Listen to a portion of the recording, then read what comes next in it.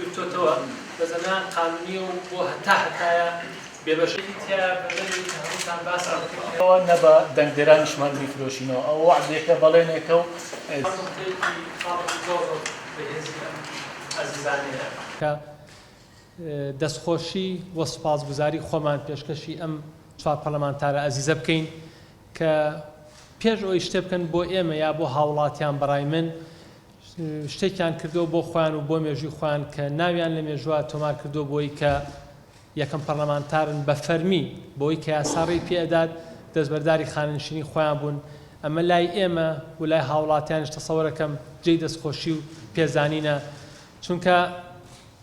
ڕەنگە بۆ کەسێک یا بۆ کەسێکی سیاسی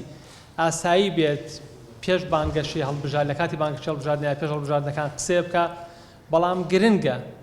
دوای هەڵبژاردن و کە ئەو پۆستە وەرەگرێت بەڵێنەکەی جێبەجێ بکە ئەوەی لەگەڵم هاوڕێیانەمانە جێ ڕێز و پێزانینە ئەوەیە کە ئەمان بەڵێنێکی کاتی بانگەشیان جێبەجێ کرد ئەویش ڕەتکردنەوەی خاننشینیە و پشت بەخوای گەورە و بە هاوکاری ئەم ئەزیزانە و هاوڕەکانی تەمان لە جوڵانەوەی نوێنێ و هاوڵاتیانی ئەزیز بەڵێنە گەورەکان و بەڵێنەکانی ترمان لەو کاتەیە جێبەجێ دەکەین کە دەچینە حکومەت و دەسەڵات وەردەگرین و ئەو کاتە کە ئیشەڵاوانی کە بە خەڵکماوتووە زیاتر و زیاتر جێبەجێیان دەکەین ئەمە خاڵی یەکەمە خاڵی دووەم ئەوەیە کە جگە لەم چوار پەرلەمانتارە ئەزیزە ئێستا هەموو کۆمتان زان فراکسیۆنی نەوەی نوێ حەو کەسیان ماونەتەوە لەبەرەوەی کەسێکتیانەوە سێ پەرلەمانتاری تر ئەو فۆرمەیان پڕ نەکردوێتەوە و دەستبەردانی خاننشینەکە نەبوون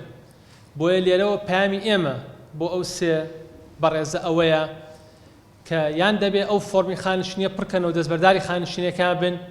یان لە ماوەی 48 ساعات ئاگرە و کارە نەکەنەوە ئێمە لە جوڵانەوەکە دەریانەکەین لەبەرەوەی جوڵانەوەی نەوەی نوێ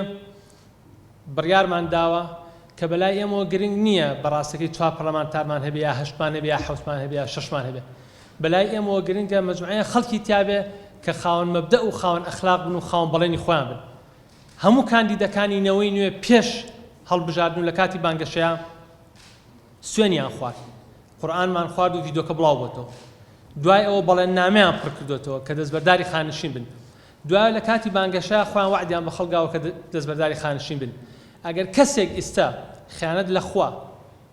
و لەو بەڵێن نامەی عەقدی کە ئیمزای کردەوە لە خەڵک بکە پێم وایە لە جوڵانەوەی نەوەی نوێ جێی نابێتەوە و ئەگەر ئەو بەڕێزانە ئەو فۆرمە پڕ بکەنەوە و دەستبەرداری خاننشینەکە بن ئەو ئێمە هیچ ئیجرعاتێ ناکەین بەرامبەریان بەڵام جگەلەوە لە ناو جوڵانەوەکە جیان نابێتەوە ڕاستەوخۆ پرسیارەکەین کێ نەخشەی ئەم بینایی کێشاوە کێ نەخشەی ئەم پردە جوانەی کێشاوە کێ پلانی ئەمەیدا ڕێژاوە بەڕاستی لێرەوە ئەمەوێ ڕای بگەێنم کە هەموو هەڵوێست و ئەو مووقف و ئەو قسانەی کە فراکسیۆنی نەوەی نوێ لە پەرلەمانی کوردستانە دەڕی دەبڕێت نەخشە و پلان و بەرنامەکەی لەلایەن خودی سەرۆکی جوڵانەوەی نەوەی نوێەوە بە دەستخۆشیەوەدا دەڕێژێت و ئەنجومەنی سیاسی جوڵانەوە کە پشتیوانیەکە لەبەرەوە دەمێ ئەوە بگێڕمەوە بۆ ئەوەی کە ئەم مووقفانە ئەگەر پشتیوانی جوڵانەوەکەی لەگەڵانە بێ و پشتیوانی خودی سەرۆکی جوڵانەوەکەی لەگەڵانە بێ ڕەنگە بەو شێوازە نەڕوا کە خەڵکی کوردستان ئێستا پێشوازەیەکی زۆری لێ کردووە سەبارەت بەو پەرلەمانتارە بەڕێزانش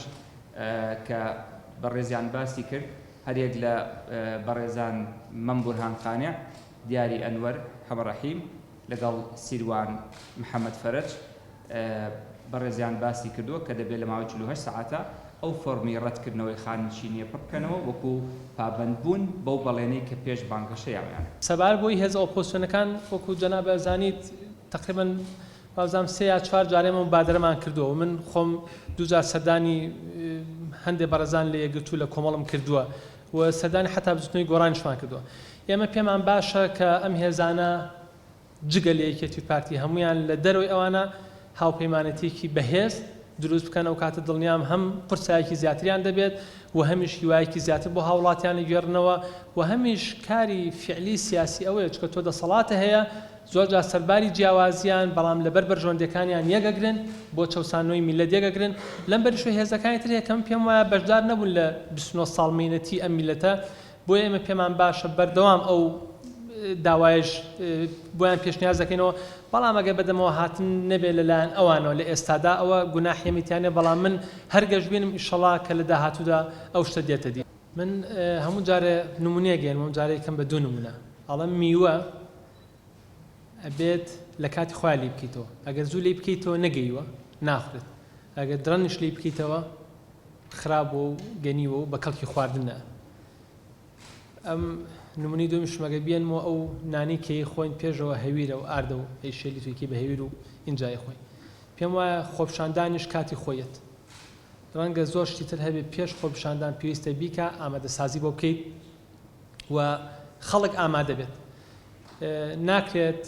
بانگەشی شتێ بکەیەگە بزانی هاوڵاتیان جارە نەگەشتونەتەوە و قەنەعەتە و ئامادەنین ڕاستەکەی لە بەغا خۆپشاندان هەیە بەڵام پێم وایە لە هەرێمی کوردستان ئەو تەوقیتی ئەو دەقەی کە ڕوو ئەدایە ئەتەقێتەوە ڕەنگە کەس تەسەووری نەکات لەبەرەوە لێی گەڕێ بۆ کاتی خۆی تۆ گرنگەوەی هەڵوێستت هەبێ لە ژێرەوە کاری بۆ بکەی و خۆپشاندان و حراکی جوڵەی جەماوەری یەکێ بێ لەو بژاردانی کەنەوەی نوێ لە داهاتوودا پشتی بێ دەبەستێت